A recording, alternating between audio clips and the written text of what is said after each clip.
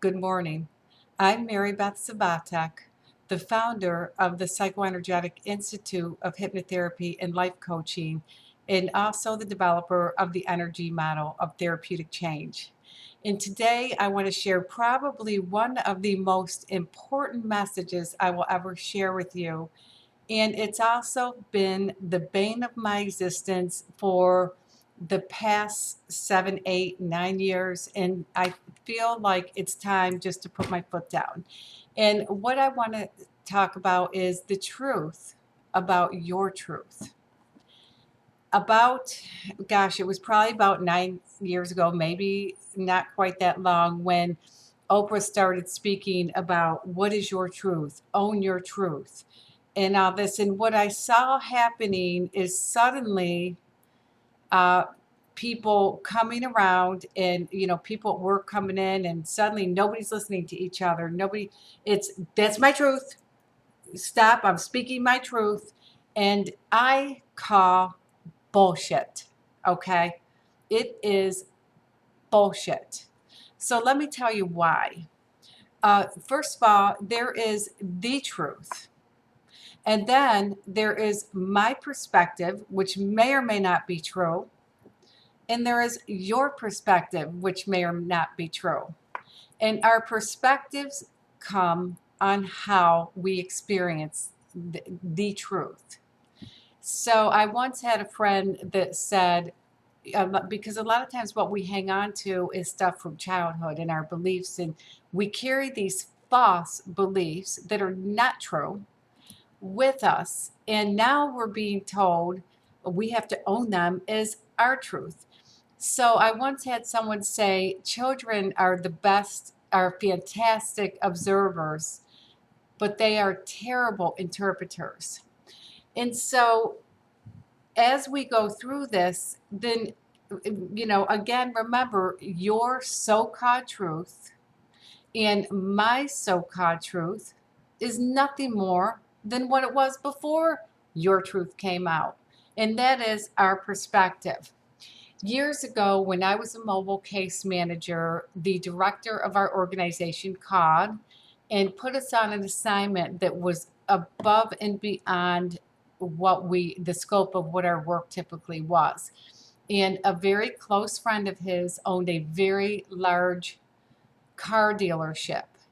And they had to recently make some cutbacks, and they had a manager there in the service department or somewhere, one of the other departments, that really took it personally because he was in a management position and had to be cut back a little. And there was some concern because he did own a lot of firearms and things. And one of the employees was a little bit concerned and afraid because that was when people were going postal and that kind of stuff. This was back, gosh, in the 90s, maybe early 2000s. And so there was some concern of what he might do as a response to this. So the director called us and asked us to go over. They called him and do an intervention. And so my coworker was like, no, we're not doing that. That's out of our scope. And I said, yes, we are. I was excited to do it. So we went over there, and I took the lead on it. But the first question that I asked them is, okay, so this guy thinks that he's about to get canned. Is he? You tell me what your goal is, because I don't want to go in there and do an intervention and when in reality you want to can him. And so no, the reality is they were trying to keep everybody employed, and in order to do that, they had to make cutbacks so that they wouldn't lose anybody. And they really valued this employee, but this employee didn't think so. And he was very, walking around very nervous and upset. And he was kind of a very quiet guy. So people were like, what's he going to do? So we called him in. And the first thing I wanted to do, if you've ever been called in and you're nervous and you're like, oh no, and you're expecting something and your heart's racing, the first thing I wanted to do is dissolve his misperceptions, his quote truth, which we know now was a lie. It was his perspective. So the first thing I wanted to do is take that off his plate and relieve that anxiety. Because there won't be any good conversation happening as long as he was holding on to his so-called truth. Okay. And there wouldn't be any good conversation happening from above if they were concerned at what he was going to do in hanging on to their so-called truth. And in order to get past that, first of all, we have to understand these are perspectives, and perspectives allow us to bring in new information.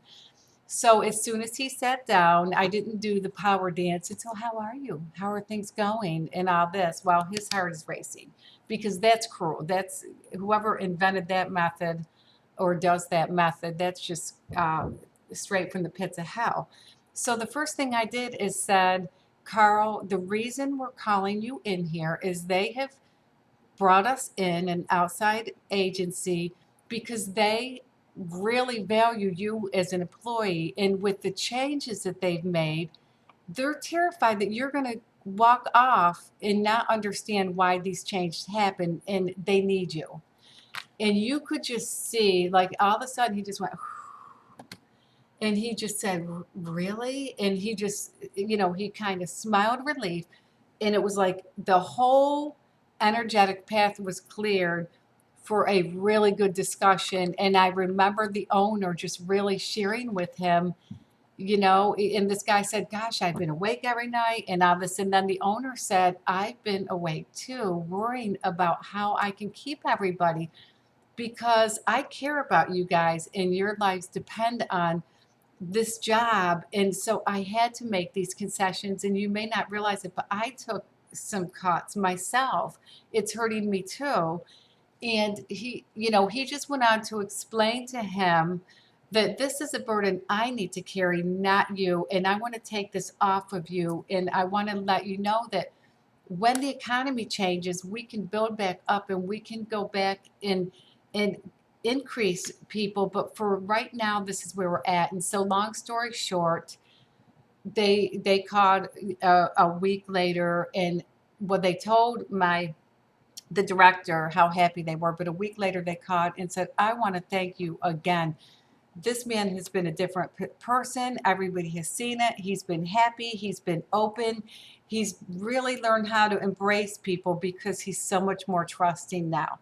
So when getting back to the truth, had he held on to his fake truth, which is perspective, then he would have remained closed and tight. And it creates an energy. It creates this energy that I'm volatile.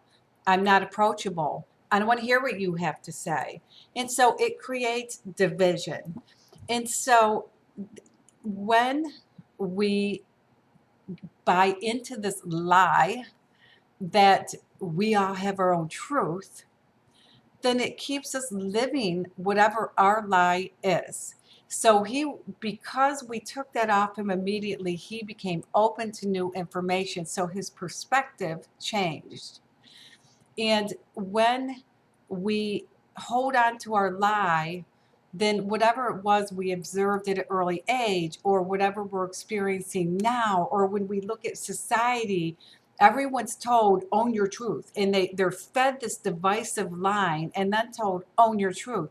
So what it does is it creates no room for dialogue or no room for new information. It is willful ignorance. Okay, so we have fed this lie to a society to keep people living in their own lives and living willful ignorance.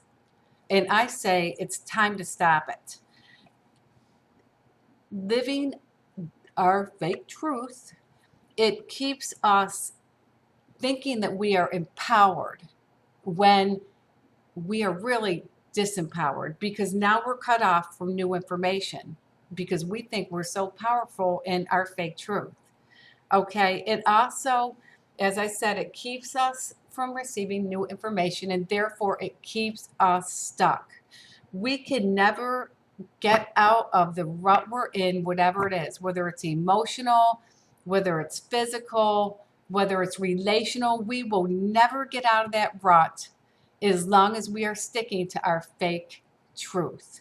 So let's return to the truth about your truth and understand that the so-called your truth is nothing more than our perspective. And so if we go back to the man in the car dealership, our perspective may be inaccurate at times, and we may not see the whole picture.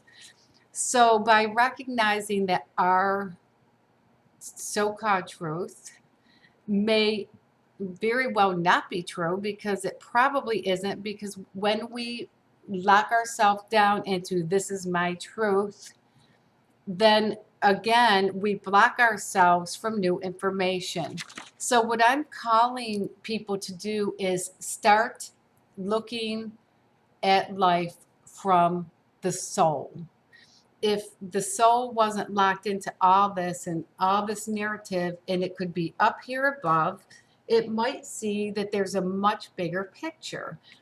Had Carl been able to see things from a soul perspective at first, he might have understood, gosh, there's a lot of scrambling coming or going on to keep everybody here. But he could only see it from here, from his perspective.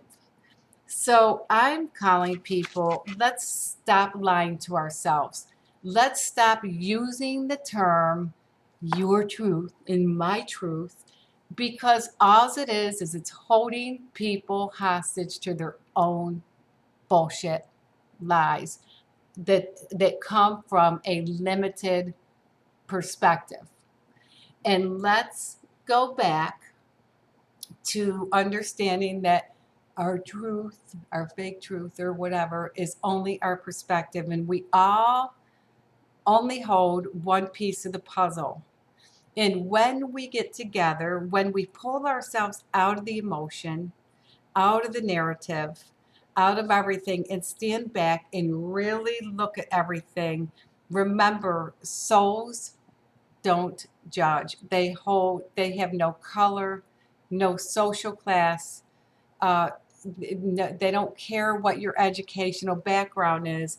Souls pull themselves, can see things from out of the emotional body, carnal perspective, and they're more able to assimilate other information and make really good decisions. And it helps us to get beyond the lies that have held us back.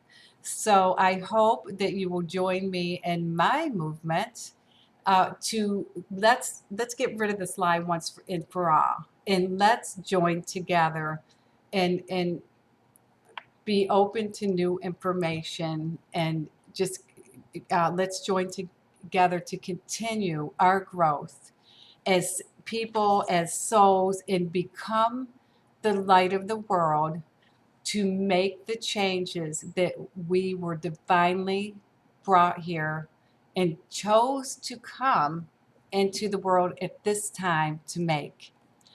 Thank you for listening. Again, I'm Mary Beth Harris, or I'm sorry, Savatek. That was my last name in the past.